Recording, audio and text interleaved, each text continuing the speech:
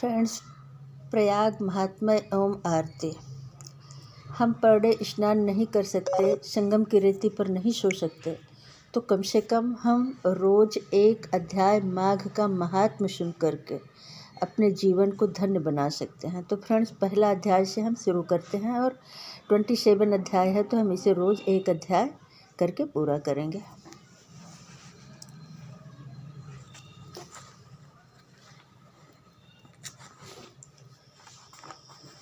माघ मास महात्मा भाषा सारे संसार के ये प्रथम अध्याय है। श्री गणेशाय नमः। सारे संसार के कर्ता श्री भगवान विष्णु, देवी सरस्वती तथा श्री गुरु जी के चरण कमलों में नमस्कार करके मैं इस माघ महात्म्य भाषा की रचना करता हूँ। एक समय श्री सूत जी ने अपने गुरु श्री व्यास जी से कहा कि हे गुरुदेव, कृपा करके आप मुझसे माघ स्नान का महात्म्य कहिए, क्योंकि मैं आपका शिष्य हूँ। व्यास जी कहने लगे कि हे रघुवंश के राजा दिलीप, एक समय यज्ञ के स्नान के पश्चात पैरों में जूते और सुंदर वस्त्र पहनकर शिकार की सामग्री से युक्त कवच और शोभायमान आभूषण पहने हुए अपने सिपाहियों से घिरे हुए जंगल में शिकार खेलने के लिए अपनी नगरी से बाहर निकले। उनके सिपाही इधर उधर फिरने लगे। उस वन में वनस्थली अत्यंत शोभा को प्राप्त हो रही थी। वन में कहीं वृक्षों पर मोर नाच रहे थे, कहीं कहीं मृगों के झुंड फिरते थे, कहीं गीदड़ अपना भयंकर शब्द कर रहे थे, कहीं गैंडों का समूह हाथियों के समान फिर रहा था, कहीं वृक्षों के कोटरों में बैठे हुए उल्लू अपना भयंकर शब्द कर रहे थे, कहीं सिंहों के पद चिन्हों के साथ घायल मृगों के रक्त से भूमि लाल हो रही थी, कहीं दूध से भरी थनों वाली सुंदर भैंसें फिर रही थी, कहीं पर सुगंधित पुष्प हरी भरी लताएं वन की शोभा को बढ़ा रही थी, कहीं बड़े बड़े पेड़ खड़े थे तो कहीं पर उन पेड़ों पर बड़े बड़े अजगर और उनकी केचुलियां पड़ी थी।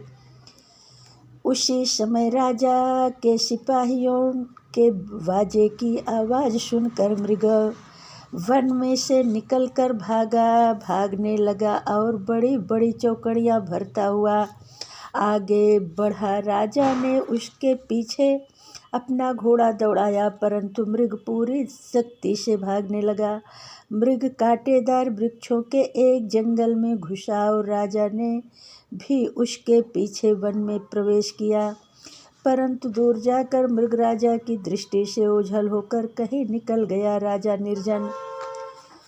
निर्जन वन में अपने सैनिकों सहित प्यास के मारे अति दुखी हो गया। दोपहर के समय अधिक मार्ग पर चलने से सैनिक थक गए और घोड़े रुक गए। थोड़ी देर बाद राजा ने एक बड़ा भारी सुंदर सरोवर देखा, जिसके किनारे पर घने वृक्ष थे, जिसका जल सज्जनों के हृदय के समान स्वच्छ और पवित्र था। सरोवर का जल लहरों से बड़ा सुंदर लगता था। जल अनेक प्रकार के जल जंतुओं, मछलियाँ आदि स्वच्छंदता से इधर उधर फिर रहे थे। दुष्टों के समान निर्दयी चित्त वाले मगरमच्छ भी थे। किसी किसी जगह लोभी के घर के समान सिमाल भी पड़ी हुई थे। जैसे विपत्ति में पड़े हुए लोगों के दुखों को हरने वाली दानी पुरुष के समान यह सरोवर अपने जल से सबको सुखी करता था। जैसे मेघ चातक के दुखों को हरता है, इस सरोवर को देखकर राजा की थकावट दूर हो गई। रात्रि को राजा ने वहीं विश्राम किया और सैनिक पहरा देने लगे और चारों तरफ फैल गए। रात के अंतिम समय में शूकरों के एक झुंड ने आकर सरोवर में पानी पिया और कमल के झुंड के पास आया। तब शिकारियों ने सावधान होकर शूकरों पर आक्रमण किया और उनको मारकर पृथ्वी पर गिरा दिया। उस समय सब शिकारी को कोलाहल करते हुए बड़ी प्रसन्नता के साथ राजा के पास गए और राजा को प्रभात हुआ देखकर उनके साथ ही अपनी नगरी की तरफ चल पड़ा। रास्ते में एक तपस्वी को देखा जिसका शरीर तपस्या और नियमों के कारण बिल्कुल सूख गया था, जो मृगछाला और वल्कल पहने हुए था और नख, रोम तथा केश धारण किए था। राजा ने ऐसे घोर तपस्वी को देखकर बड़े आश्चर्य से उसको प्रणाम किया और हाथ जोड़कर खड़ा हो गया। तपस्वी ने राजा को कहा कि हे राजन, इस पूर्ण शुभ माघ में इस सरोवर को छोड़कर तुम यहाँ से क्यों जाते हो?